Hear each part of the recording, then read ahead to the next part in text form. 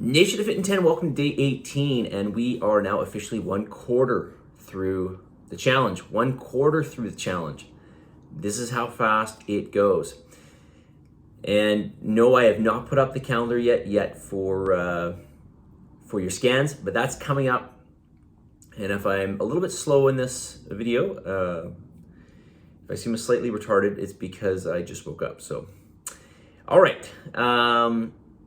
Let's get into a little bit of your feedback here. So, question, noticed pink salt was recommended to be added to meals in your book. If you can mention its importance, benefits, and amounts to use, that could be helpful. I assume that it's just a small sprinkle. All right, so this is mainly for hydration. And no, this would be beyond just a sprinkle. You need, or I would suggest that you have anywhere from 3,000 to 5,000 milligrams, unless you've got some sort of medical issue where you can't have the salt. I would suggest about 3,000 to 5,000 milligrams of sodium per day. Now, why? Well, primarily for hydration, but other reasons include, and I'll go through a list of the benefits of this in the future, but just to give you some background, you know, your body has no problem excreting sodium. It has a problem retaining sodium. It doesn't have a problem excreting it. And we lose a ton of it when we sweat. And when you sweat, if you don't have enough sodium, you sweat out about 10 times the amount of magnesium you would otherwise. Another reason that I suggest having a lot of sodium in your diet is because if you don't have enough sodium in your diet, your body will pull it from your bones. And when it pulls it from your bones, you lose calcium and magnesium along with it as well, okay? And there's a host of other factors. I mention pink salt because pink salt is high in the other minerals, things like calcium and magnesium, etc. So use a pink salt. Also, I'm trying to look for a salt that is low in plastics because apparently salt has manufactured salt. Of course, we're talking about salt that you get. Most of the forms of salt that we get seem to have microplastics in it. So I want to find a salt that is, or at least claims to be, microplastic free, because certainly we don't want to be eating any plastics, right? So yeah, so don't worry about salt. Salt is, in terms of the amount that you're having, your body will excrete it, no problem. We have a homeostatic process that takes care of this. And if you ever want to feel absolutely terrible, try going on a low sodium diet. Purposely try to keep sodium out of your diet.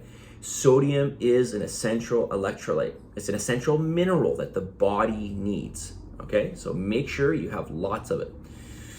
And I'll go, like I said, I'll do a video in more detail about this in an upcoming video, okay? All right, so now I want to get back to more reasons why carbohydrates are in your interest to eat. Because you may believe that, as I mentioned yesterday, that carbohydrates are evil, and they're not evil. They are necessary. And I think yesterday I mentioned about thyroid health. They're necessary for thyroid health, or more specifically, production of thyroid, getting, what's the word I'm looking for here? Getting an optimum amount of thyroid produced, essentially. They are protein sparing, and they are also found in many calorie sparse foods, so they're going to be more voluminous. Now, that being said, I will say that carbohydrates, generally speaking, are the easiest foods to eat.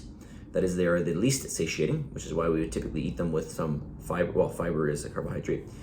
But we'd eat fibrous carbohydrates, and in addition to that, we would add some protein to it. Another reason why I want you to eat carbohydrates is just because there's a lot of foods out there that are carbohydrate-based. So this gives you variety, and variety is a great thing to have. Of course, you know that I preach in the challenge. Try to be more consistent, or it helps you to eat the same foods every day from an accounting measurement, but at least in the beginning, this is something that might be of help to you. But in general, there's a huge variety of carbohydrate-based foods out there. So keep some carbohydrates in your diet. Number 6, they do have a 6 to 8% thermic effect. That's just really for your own knowledge. Okay, like I mentioned before, protein has a 30% thermic effect. That just means that 30% of the energy in protein goes towards its digestion. In this case, for carbohydrates, we're looking at about a 6 to 8% thermic effect. Carbohydrates tend to be high in, depending on the carbohydrate, but you're not going to get phytonutrients from meat. Okay, you're just not going to get things like resveratrol or lycopene or lutein or isoflavonoids, etc. You're not going to get these things from meat. Okay, generally speaking, I don't think we're going to get any of that. And of course, I've already mentioned this, but we need fiber. And fiber is a form of carbohydrate. So you want to make sure you get both soluble and insoluble fiber. We need this for a whole host of reasons, including a healthy gut lining. Okay, let's get to the message of the day, a healthy intestinal tract. Message of the day on this day 18, the difference in who you are and who you want to be lies in what you do. The difference in who you are and who you want to be lies in what you do. So always remember that. What do you want to be? What do you need to do? Or maybe not necessarily what do you want to be, but what are some areas in your life that you want to improve upon? What are some things that you would like to achieve? The difference between where you are right now and getting there involves the stuff that you do. So you have to obviously be conscious of this and set yourself up so that you work towards these things. In the case of the challenge, right, it's about following that calendar and making sure that you're getting in your workouts, that you're planning out your food in advance, right? That you're getting your cardio sessions in, and of course, this is all going to lead to, which I realize that you're not here probably just for this, and I'm glad to hear that. But it's going to help in various aspects of your life, including your 30% fat loss, right? Okay, positive energy, positive vibes, believe in yourself, and for the love of God, give some gratitude, and I'll talk to y'all tomorrow.